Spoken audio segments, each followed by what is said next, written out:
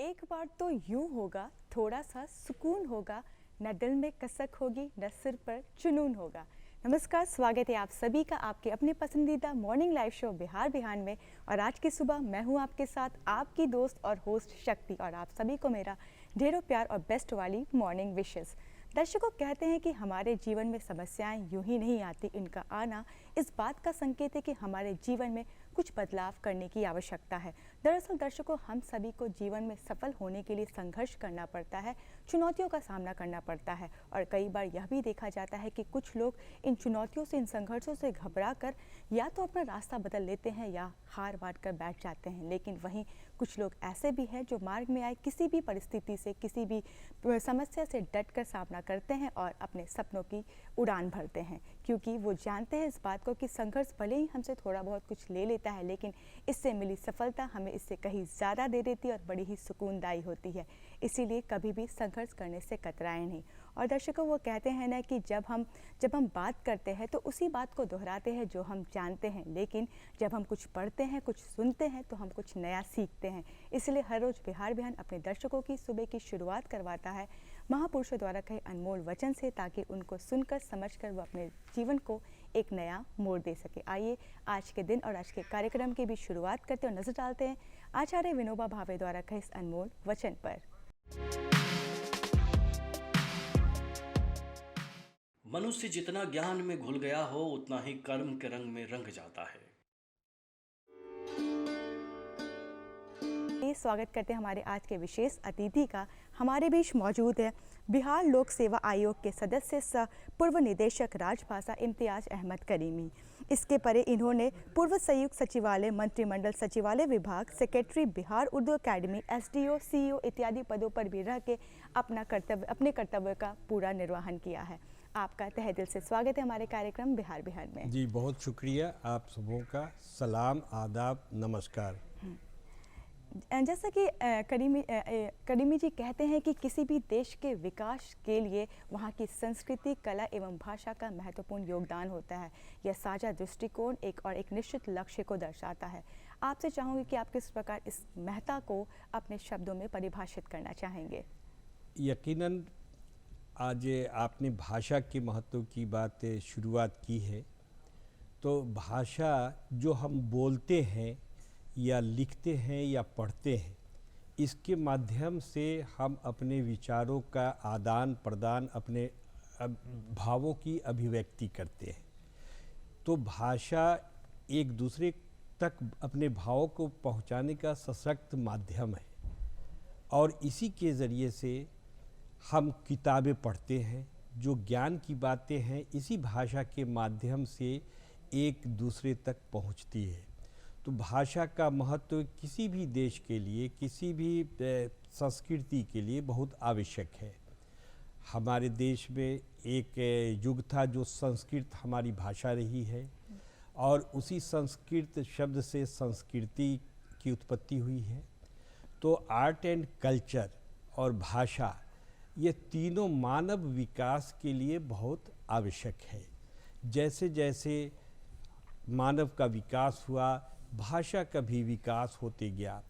पहले हम सांकेतिक रूप में कुछ चिन्ह बनाकर अपने भावों की अभिव्यक्ति करते थे, लेकिन धीरे धीरे जब इसने पुस्तक का रूप लिया और इसका विकास हुआ, तो मानव आज इस पूरी फ़ज़ाओं में उड़ने लगा।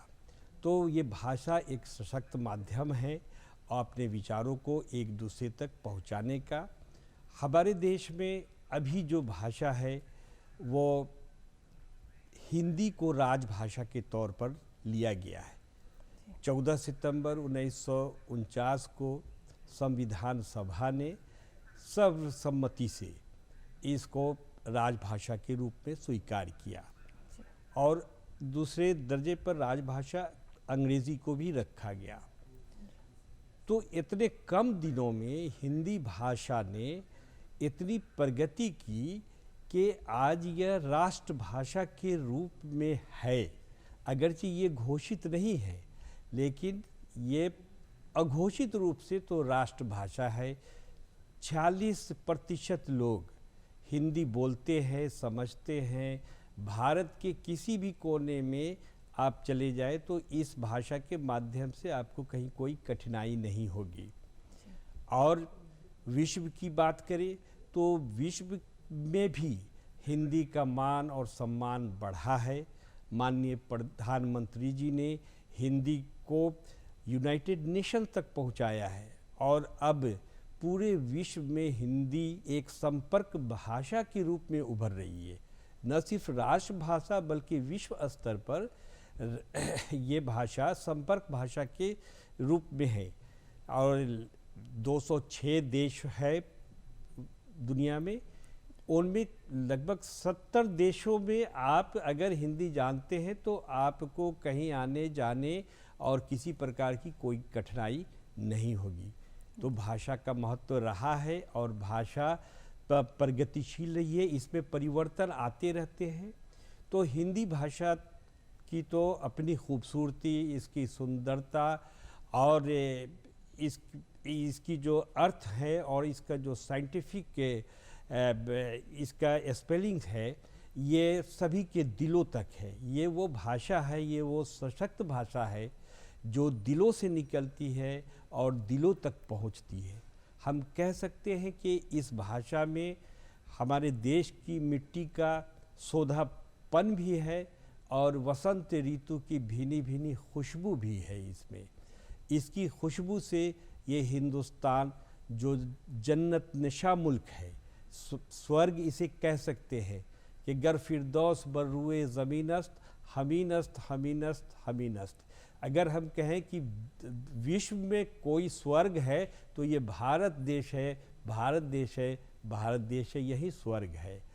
तो इस भाषा ने इसको और सुंदरता दी है और एक खूबसूरत गुलदस्ते की तरह से इस भाषा ने दिलों में जगह बनाई है। भले ही हम अंग्रेज़ी से प्रभावित हैं और अंग्रेज़ी या कोई भी भाषा तो ज़रूरी है सबके लिए और सभी भाषाओं का ज्ञान हो, ज़्यादा से ज़्यादा भाषा सीखें। अंग्रेज़ी भाषा चूँकि अंतर्राष्ट्रीय स्तर पर इसकी स्वीकार्यता है, इसकी आवश्यकता है, तो हम अंग्रेज़ी भाषा को भी पढ़ें, लेकिन अपनी मातृभाषा जो है उससे हम प्रेम करें, चूँकि ये हमारी मादरी ज़बान है, माँ की ज़बान है। और एक बात और बता दें कि ये हिंदी और उर्दू एक ही भाषा है, लिपि का अंतर है और बाकी जितने सारे रिश्ते हैं इसके सब एक हैं। इसका व्याकरण एक है, इसके संबंध जो होते हैं पारिवारिक संबंध वो दोनों में एक ही हैं। बेटा बेटी, पोता पोती, ससुराल, सास बहू, ये सारे शब्द जो रिश्ते के होते हैं, जिससे रिश्ता मजबूत होता है, वही हिंदी में भी है, वही उर्दू में भी है। तो आज ये हिंदी की खूबसूरती है कि ये आज विकास के चरम शिखर पर है। हम इसको मानेंगे कि ये एक राष्ट्रभाषा का रूप ले चुकी है। और जहाँ तक पढ़ने का सवाल है, किताबों की उपलब्धता का सवाल है, तो ये किताबें आज तकनीकी किताबें भी हमें हिंदी में उपलब्ध हैं और इसमें कोई संकोच नहीं होना चाहिए हमें हिंदी बोलने में, हिंदी पढ़ने में, हमें हिंदी लिखने में। तो राजभाषा निदेशक के तौर पर हमें ये जिम्मेदारी मिली थी और उस निदेशालय का काम भी यही है कि हिंदी की प्रगति के लिए कार्य किया जाए और जो छात्र हैं उनके बीच भी प्रतियोगिता कराकर उनके बीच लेख की प्रतियोगिता हो, भाषण की प्रतियोगिता हो और उनको इनाम से नवाजा जाए। इस तरह के कार्यक्रम करा करके साहित्यकारों को नवाजा जाए, साहित्यकारों को प्रोत्साहित किया जाए, हिंदी पुस्तकों का प्रकाशन किया जाए, हिंदी डिक्शनरी को बनाया जाए, नए नए शब्द जो आज प्रचलित हैं और जो तकनीकी शब्द हैं उनको भी लाया जाए।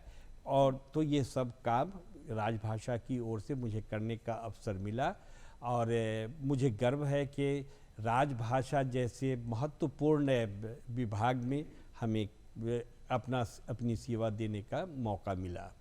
आपने बड़ी ही खूबसूरती से अपनी भाषा में हिंदी भाषा को परिभाषित किया है जैसा कि कहते हैं कि हमारा देश विविधताओं का देश है, जहाँ पे अनेक प्रकार की भाषाएं, संस्कृति और रहती हैं या समन्वय देखने को मिलता है। ऐसे में हिंदी भाषा ने राजभाषा बनने का दर्जा किस प्रकार हासिल किया?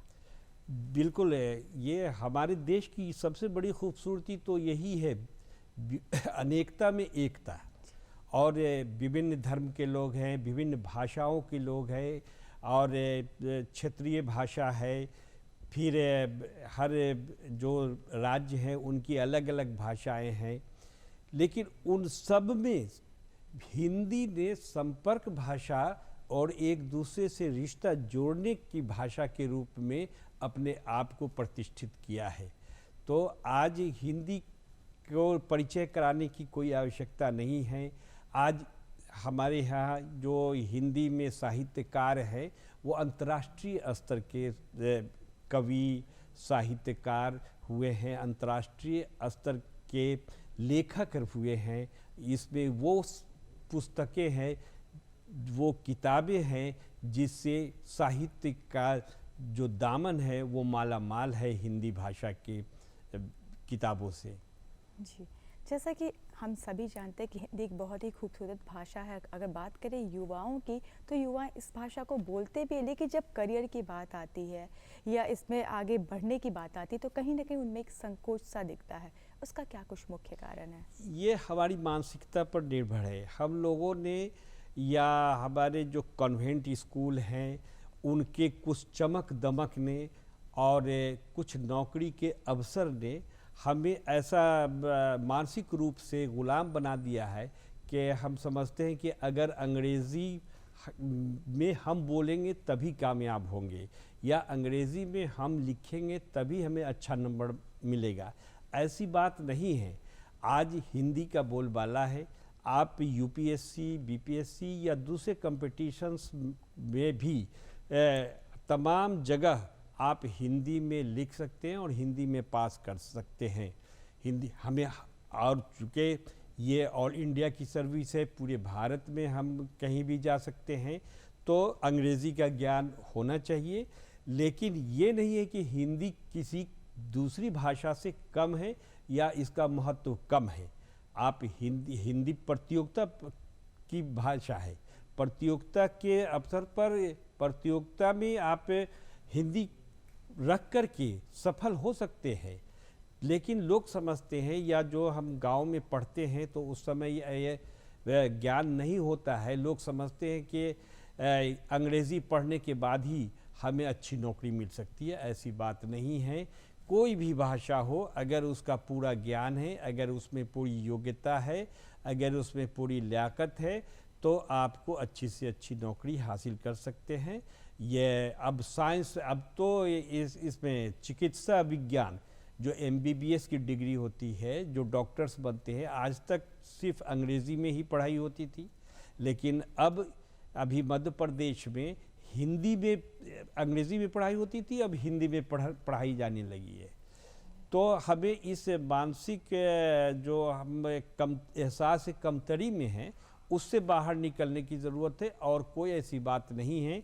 भाषा तो हमें सभी जानने की ज़रूरत है। अंग्रेज़ी भाषा का भी महत्व है, लेकिन हमें अपनी मातृभाषा से उतना ही प्रेम रखना चाहिए कि और भाषाओं से हम ऊपर हैं। जैसा कि हम सभी जानते हैं, इम्तियाज़ जी की शिक्षा वह चाबी है जिसके ज़रिए सुनहरे भविष्य के हर ताले को खोला जा सकता है। ऐसे में आपसे जानना चाहूँगी कि वर्तमान समय में जो हमारे देश की शिक्षा नीति है उस पर आपकी क्या कुछ विचारधारा है? जी, शिक्षा ही विकास की सही कुंजी है, और कह सकते हैं कि तालीम ही तमाम कामयाबियों की राह को हमवार करती है। और आपने बताया ही कि शिक्षा वह सीढ़ी है जो इंसान को बुलंदी तक पहुंचा देता है। बगैर शिक्षा के हम तरक्की नहीं कर सकते। आज भारत ने हर क्षेत्र में तरक्की की है, और पूरे दुनिया में हिंदी का भी नाम है, हिंदुस्तान का भी नाम है, इसकी शोहरत है, इसका चर्चा है। तो शिक्षा सबके लिए ज़रूरी है। आज शिक्षा के लिए भारत सरकार और जो राज्य सरकार हैं सब कोशिशें जारी हैं और तमाम तरह की सुविधाएं दी गई हैं। हर जगह अब स्कूल है, कॉलेज है।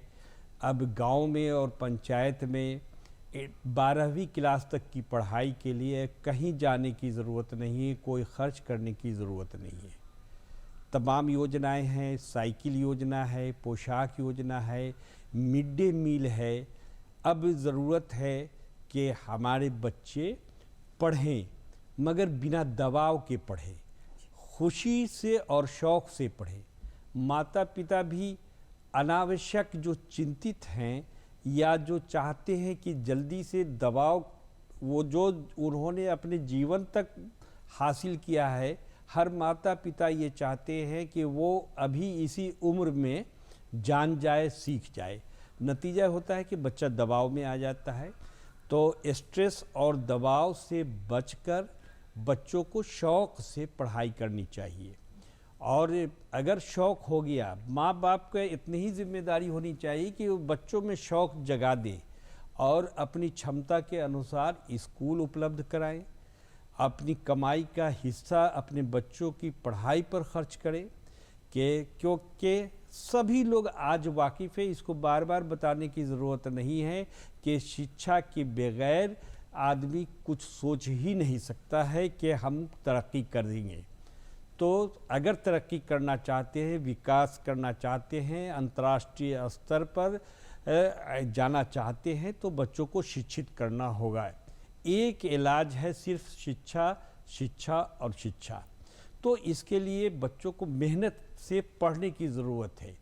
खेल के वक्त खेलें, और आज तो खेल भी पढ़ाई का एक बड़ा हिस्सा है। और खिलाड़ियों के लिए नौकरी के भी मौके हैं। वो आज अभी तो माननीय मुख्यमंत्री भी ऐलान किया है कि जो खिलाड़ी होंगे, जो आला स्तर के होंगे, उन्हें सीधे नौकरी दी जाएगी। तो ये बड़ी बात है। तो खेले भी और साथ साथ पढ़े भी। माता पिता भी अनावश्यक जोर न डालें और बोझ न डालें।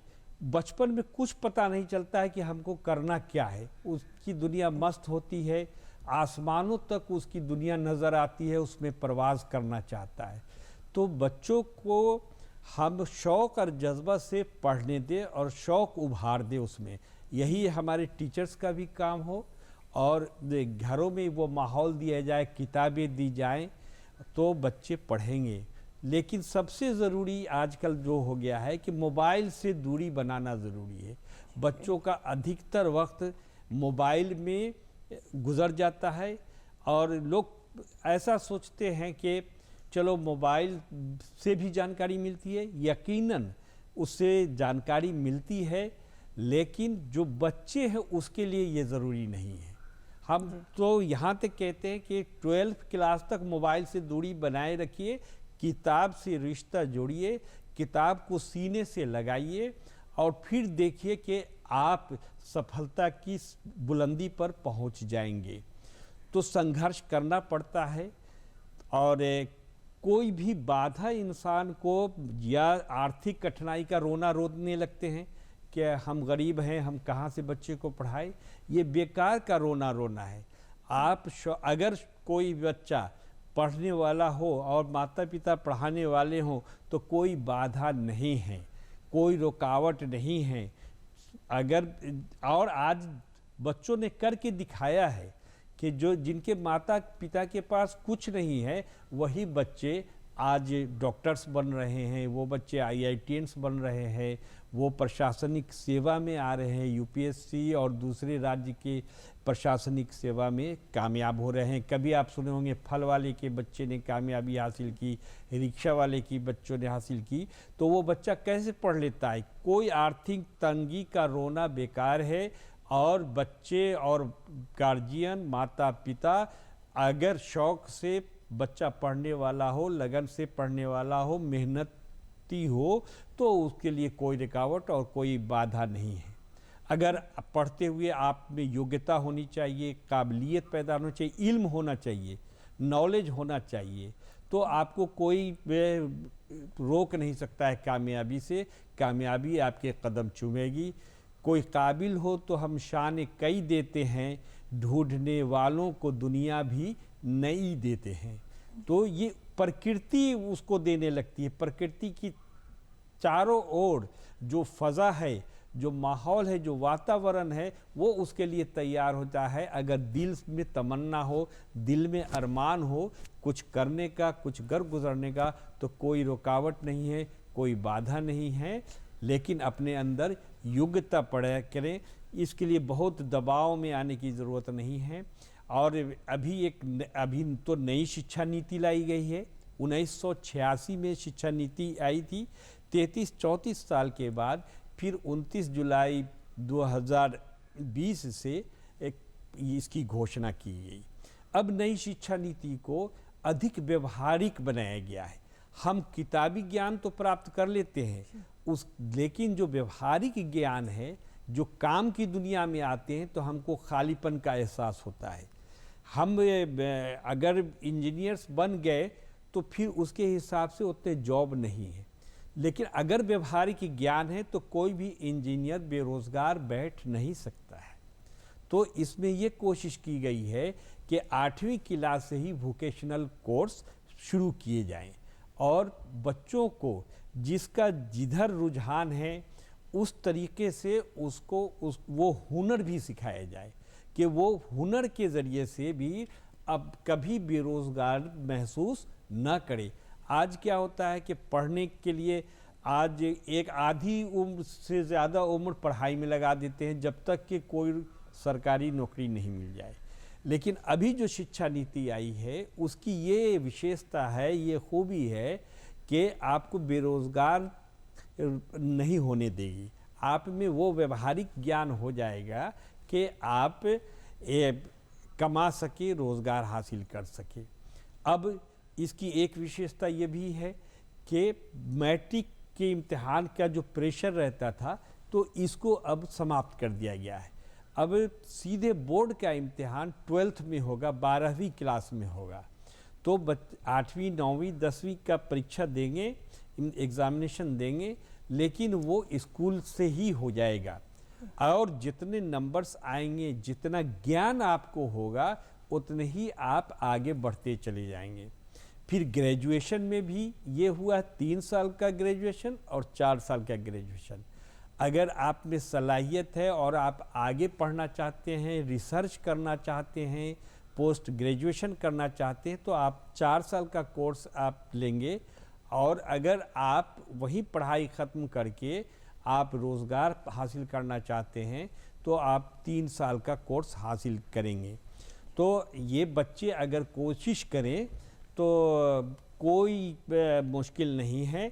और शिक्षा नीति ऐसी बनाई गई है ताकि 100% बच्चे 100% एक तो शिक्षित रहें, कोई का स्कूल ना छूटे, कोई स्कूल जाने से ना रहे, और शिक्षित होकर लोग बेरोज़गार न रहे। जब हम सीधे बगैर एमलेसली बिना उद्देश्य के पढ़ते जा रहे हैं, लेकिन एक गोल होना चाहिए, एक मकसद होना चाहिए कि हम क्या करना चाहते हैं, डॉक्टर्स बनना चाहते हैं, इंजीनियर्स बनना चाहते हैं, तो वो आपको 12th में 9th 10th के बाद 11th से आपको इस पर सोच करके आगे बढ़ना होगा कि हमें आगे क्या करना है। तो बच्चों को ये सोचना चाहिए और कभी रुकना नहीं चाहिए। कोई बाधा उनको रोक नहीं दे सकती है। मैं कहाँ रुकता हूँ अर्श व फर्श की आवाज़ से।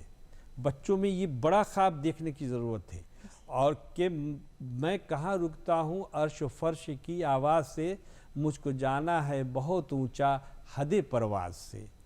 तो उनकी परवाज़, उनकी उड़ान इतनी ऊंची हो कि हमेशा वो सोचे कि हम अपने परिवार के लिए एक गर्व बने।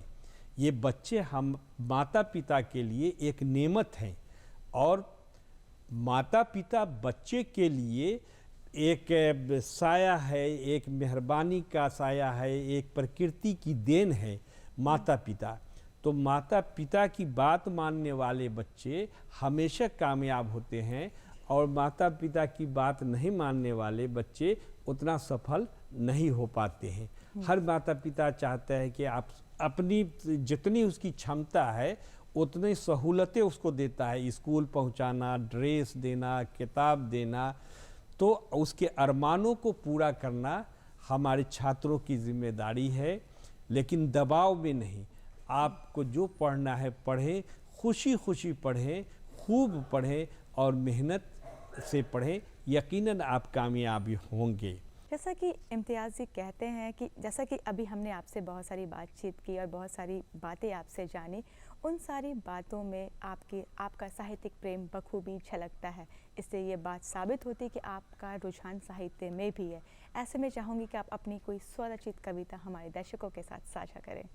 बहुत अच्छा। राजभाषा में पोस्टिंग के बाद पढ़ने लिखने का शौक़ और ज़्यादा हुआ। एक तरह से ये हमको अवसर मिला, तो जो ये अवसर मिला उसका फ़ायदा उठाया। साहित्यकारों से मिलने का मौका मिला। बड़े अंतर्राष्ट्रीय स्तर के साहित्यकार हिंदी समागम में, जश्न उर्दू में आते थे, तो उनके स्वागत करने में एक मज़ा आता था। एक सेवा भाव से करते थे।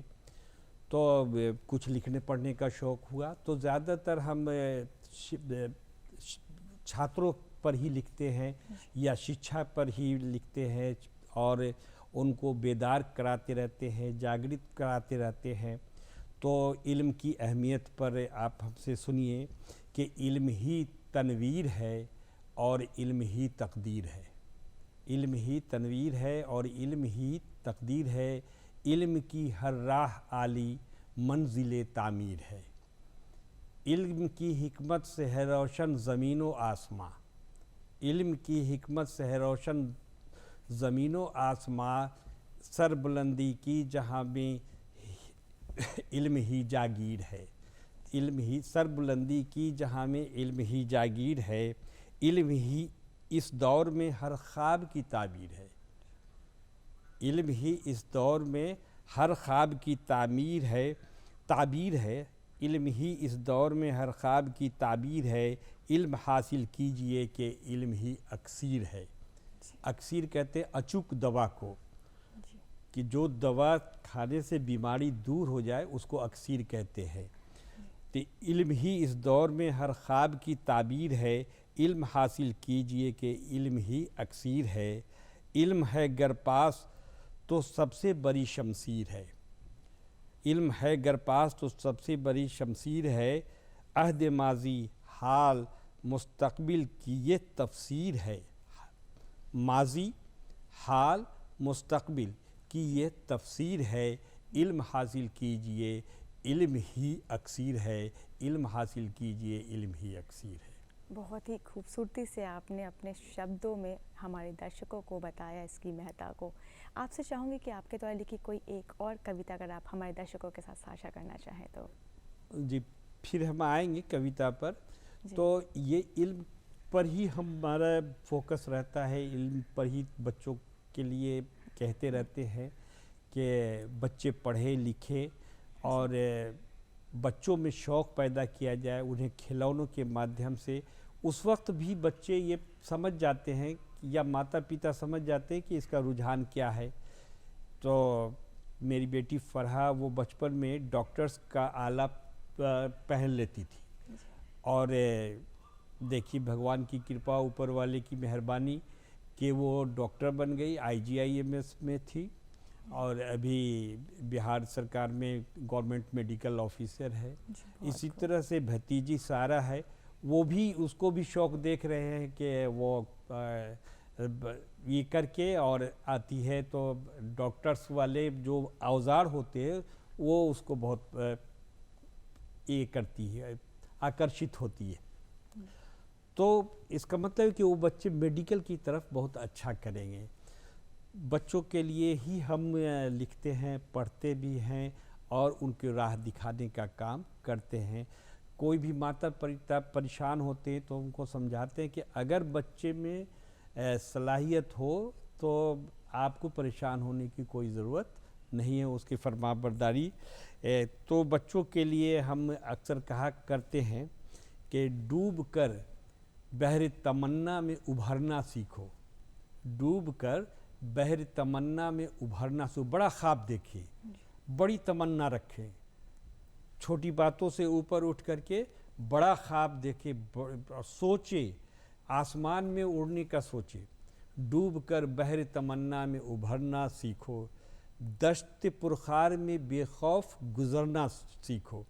यानी संघर्ष करना ही, कांटों भरे जंगल में आपको निडर होकर के गुजरना है।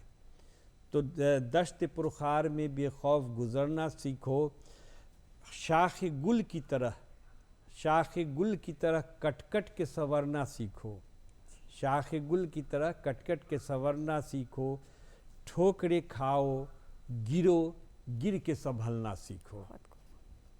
तो ये हम सभी छात्रों के लिए कहते हैं, आप मेहनत कीजिए, कदम, एक कामयाबी आपकी कदम चूमेगी, माता पिता पूरा समाज खुश होगा, पूरे समाज के लिए आप फ़ख्र बनेंगे। और इतने सारे इंतज़ामात सरकारी तौर पर किए जाते हैं, स्कूल्स हैं, कॉलेज हैं, प्रैक्टिकल्स है, तो दिल लगा कर के पढ़िए, मोबाइल से दूरी बनाइए, बड़ा ख्वाब सोचिए और अपने गले में स्टेथोस्कोप लटकाइए। वो दूसरे जेवर से ज़्यादा कीमती जेवर है, वो जेवर आपके गले में होना चाहिए। हम अपने बच्चों से यही कहते हैं। जी, बहुत बहुत अच्छी जानकारी और बहुत अच्छे तरीके से हमारे आज की युवाओं को आपने मोटिवेट किया है। जैसे कि अक्सर होता है कि जब भी हमारे बीच एक सफल व्यक्ति मौजूद है या उनसे बातचीत करने का हमें मौका मिलता है, तो हम सभी के मन में ये मंशा रहती है कि उनसे जाने कि उन्होंने अपने इस मुकाम को किस प्रकार हासिल किया और कैसे खुद को इसके लिए तैयार किया। आपसे जानना चाहूँगी आपके शुरुआती प्रभावों के बारे में। जी, बहुत अच्छा। हमारा ताल्लुक़ गांव से है, मुजफ्फरपुर ज़िला में 60 किलोमीटर की दूरी पर रामपुर एक गांव है, वहाँ है। तो गांव से ही पढ़ाई लिखाई की और सरकारी स्कूल से ही पढ़ाई की और सरकारी स्कूल से ही पढ़कर लंगट सिंह कॉलेज से ग्रेजुएशन और पोस्ट ग्रेजुएशन किया। उसी ज़माने में फिर बैंक में नौकरी मिल गई, तो पंजाब नेशनल बैंक में थे। फिर उससे जब प्रशासनिक सेवा में नौकरी मिली तो यहाँ आए। तो इस तरह से हमने ज़िंदगी की शुरुआत की, संघर्ष करना पड़ा। तो और पढ़ाने का सिलसिला तभी से शुरू हुआ और आज तक ख़त्म नहीं हुआ है कि जब विद्यार्थी जीवन में हम पढ़ा करके और ख़ुद अपनी पढ़ाई के सिलसिले को आगे बढ़ाया।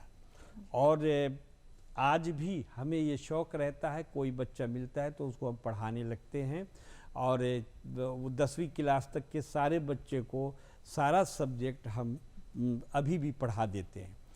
तो संघर्ष तो रहा और संघर्ष करने के बाद माता पिता पर कभी बोझ नहीं बने और न माता पिता, वालिदैन हमारे जो थे अब इस दुनिया में नहीं हैं, तो उनकी ख्वाहिश थी कि अच्छा बने, लेकिन कभी कोई दबाव नहीं देती थी। खेलने की पूरी आज़ादी थी, गांव में खूब खेलते थे।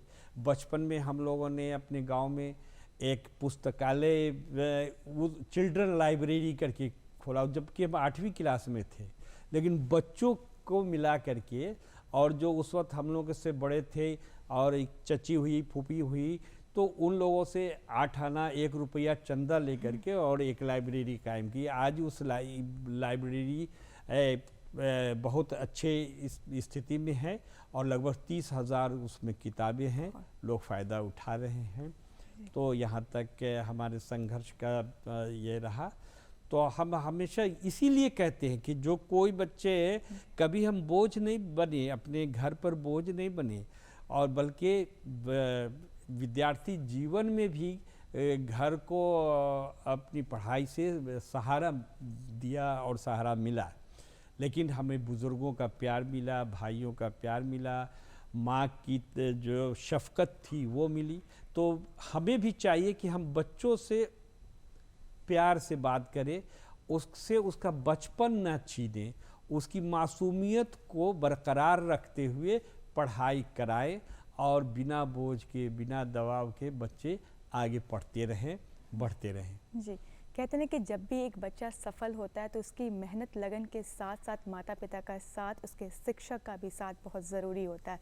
ऐसे में आपसे चाहूँगी कि आप हमारे दर्शकों को चलते चलते क्या कुछ संदेश देना चाहेंगे? जी, हम बच्चों से, माता पिता से भी यही कहेंगे कि हम अपने बच्चों को उसका बचपन न छीनें और उनकी मासूमियत न छीनें, उस पर अनावश्यक दबाव न दें। और बच्चों से कहेंगे कि कदम सूए मंजिल बढ़ाते चलो, कदम सूए मंजिल बढ़ाते, जो मंजिल है उसकी तरफ बढ़ते रहना है। कदम सूए मंजिल बढ़ाते चलो, मोहब्बत के नगमे सुनाते चलो, दिलों से कदूरत मिटाते चलो, हर एक गाम में शम्मे जलाते चलो, हर एक गाम में शम्मे जलाते चलो, कदम सूए मंजिल बढ़ाते चलो। है देश अपना, है सभी अपने भाई, सबों को गले से लगाते चलो, सबों को गले से लगाते चलो। इम्तियाज़ जी, आप यहाँ पर आए और अपना अपना कीमती समय हमें दिया और हमारे दर्शकों को बहुत अच्छी तरीके से प्रोत्साहित किया, उसके लिए तहे दिल से आपका धन्यवाद। बहुत शुक्रिया, आप सभी का बहुत शुक्रिया, बिहान का शुक्रिया और तमाम दर्शकों का शुक्रिया। जी, तो दर्शकों, ये थे हमारे आज के बेहद ही खास मेहमान, पूर्व निदेशक राजभाषा इम्तियाज़ अहमद करीमी जी, जिनसे हमने शिक्षा नीति के बारे में बातचीत की, किस प्रकार युवाओं को उनके करियर के प्रति जागरूक किया जाए और उन्हें एक सही रास्ता चुनने में उनकी मदद की जाए।